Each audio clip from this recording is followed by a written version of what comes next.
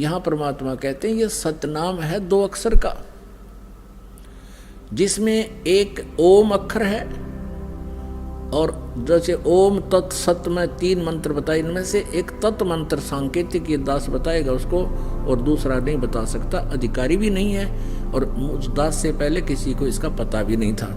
लेकिन परमात्मा कबीर जी ने 600 वर्ष पहले अपनी वाणी में ये लिखा था, और उसको अब डिस्क्लोज करना था, पहले गुप्त रखना था। ये परमात्मा का आदेश था। इसी कारण से आदरणीय नानक साहिब जी ने भी इस 2 अक्षर के सतनाम का जाप किया, लेकिन अन्य किसी भी शिष्य को प्रदान नहीं किया, और न ही उनको जाप करने का आदेश दिया। जैसे समंदर की साखी, जैसे गुरु नानक देव जी की साखी है, जन्म साखी, उनमें समंदर की साखी है, उसमें मर्दाना और बाला दोनों गुरुदेव से प्रार्थना करते हैं कि हमें श्रीलंका दिखाने की कृपा करो। तो उन्होंने कहा कि चलो समंदर के ऊपर का चल पड़े, जैसे थल पर चलते हैं, और उनसे कहा कि तुम वाहेगुरु वाहेगुरु जपते रहना।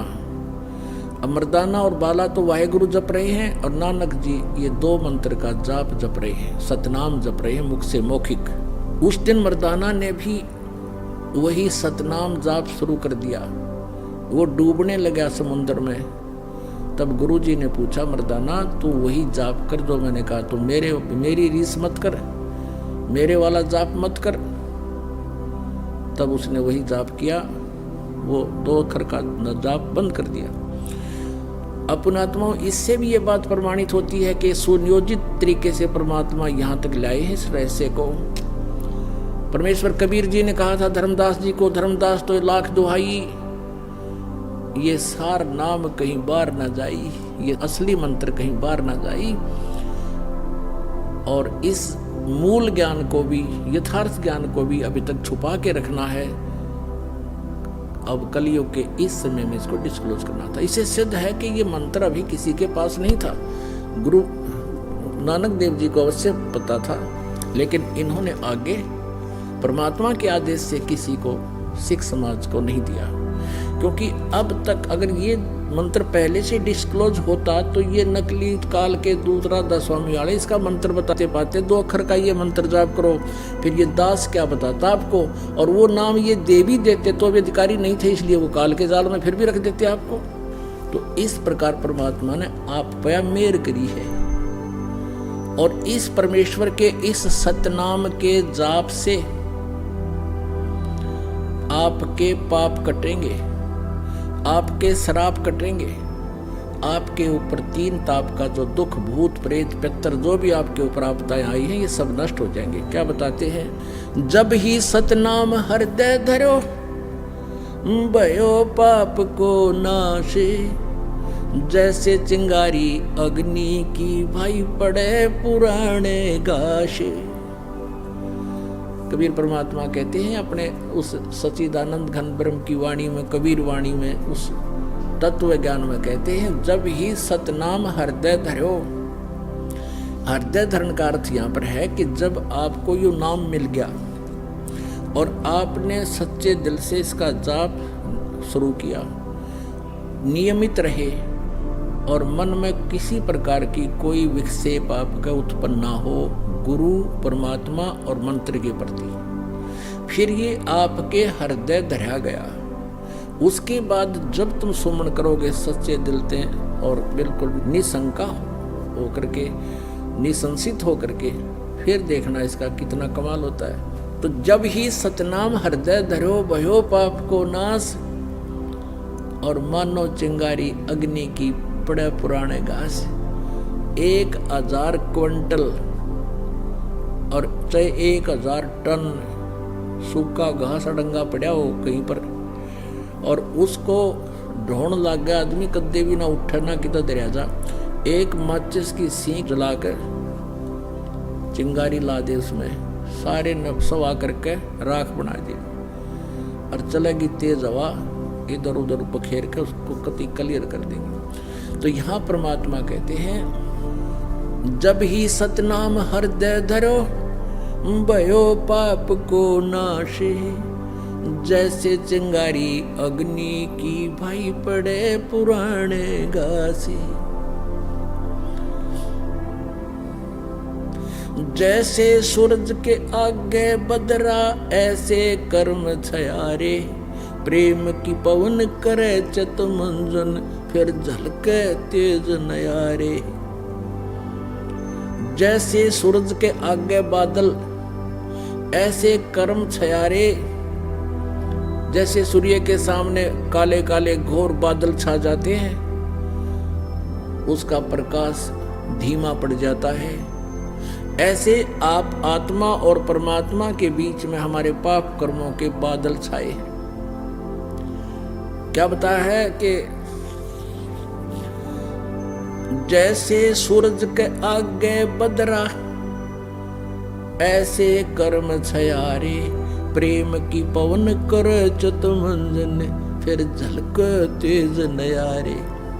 अपने आत्माओं, आपने उपदेश भी ले लिया, आप जाप शुरू करो सच्चे दिल से मर्यादा में रहकर। कुछ दिनों के बाद क्या होगा कि इस मंत्र से आपके असंख्य जन्मों के पाप जो संचित भी हैं, संचित भी वर्तमान में जो कर रहे हैं, ये भी समाप्त हो जाएंगे। क्योंकि प्रतिदिन हम जाप करते हैं, जैसे साबुन लगाते हैं कपड़ा साफ हो जाता है, डेली मैला भी होता है, साफ हो जाता है। और पहले के कपड़े मैले रखे हुए भी साफ कर लेंगे, साबुन मिल गया, तेल मिल गया, सारी व्यवस्था मिल गई हमारी।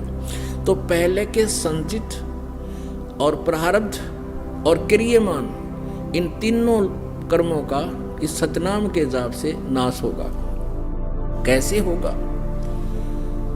कि जब आपके पाप कुछ कम हो जाएंगे, इस लगे रहोगे। जैसे कि आपने देखा हो, ये मोटर मैकेनिक होया करें, उनके कपड़े इतने मैले हो जाते हैं, उनके कलर का नहीं पता ये कौन से कलर का है। और फिर उसको कोई साफ करने लगे तो 2, 4, 10 बार साबुन लाने से तो उसका थोड़ा सा मैल और वो कपड़ा दिखने लगेगा, ये कपड़ा भी है कि मैं औरत अड़ंगा है। और फिर उसको बार बार फिर धोएंगे, साफ करेंगे, तो धीरे धीरे साबुन से ना होगा तो पेट्रोल से ड्राई क्लीन करेंगे तो वो कपड़ा साफ होगा। तो ऐसे ही पुण्यात्माओं, हमने कहते हैं योगन योगन की वासना हुई इकट्ठी आने, निर्मल कैसे होवेगा तेरे सतगुरु लगे ना काने।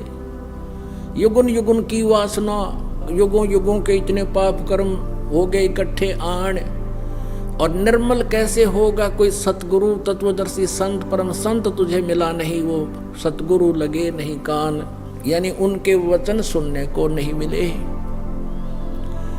और जब आपके हृदय में फिर कुछ दिनों के बाद क्या होगा, आपके हृदय में एक ऐसी पवित्र प्रेम उत्पन्न होगा भगवान के प्रति।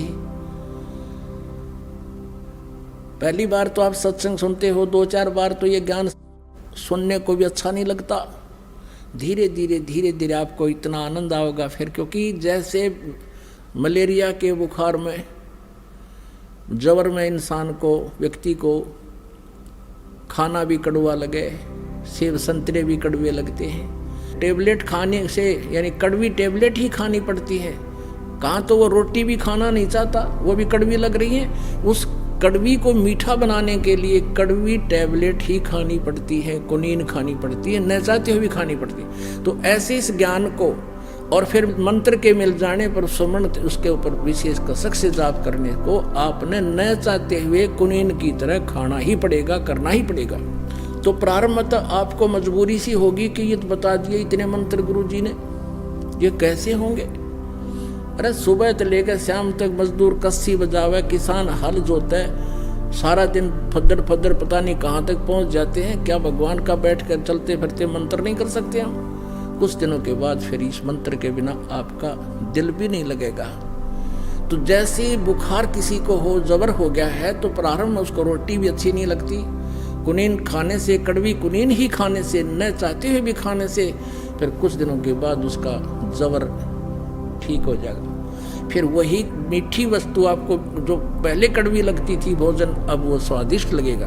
अब जैसे परमात्मा कहते हैं, कबीर पिछले पाप से हरि चर्चा ना भावे, कै ऊँग कै ऊठ चले ना और बात चलावे। तुलसी पिछले पाप से हरि चर्चा ना भावे, जैसे जबर के बेग ते भाई भूख विदा हो जावे।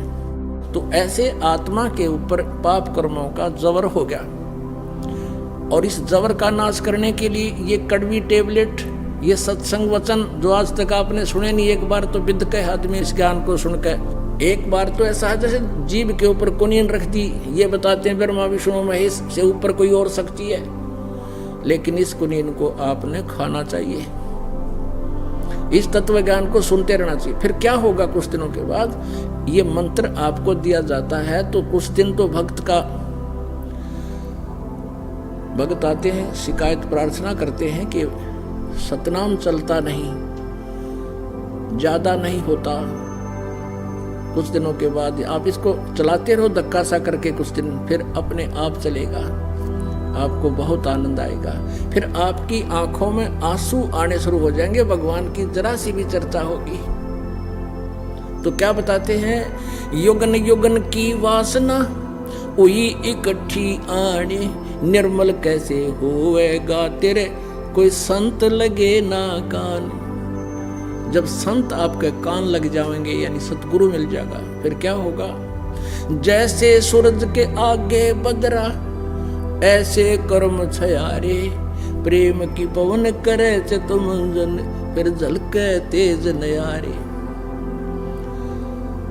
आपको बताया ना कि जैसे 1000 टन घास फूस पड़ा हो अड़ंगा, एक माचिस की सींग लगा दे, सवा हो गया, तेज हवा चलप इधर उधर बना कर ऐसे फेंक दिया, कहीं का कहीं गया। तो क्या बताते हैं कि असंख्य जन्मों की वासनाएं तुम्हारे पाप कर्मों को परम संत से प्राप्त उस सतनाम के मंत्र से सभा कर दिया जाएगा, और फिर प्रेम की पवन करे चितमंजन झलके तेज नयारे।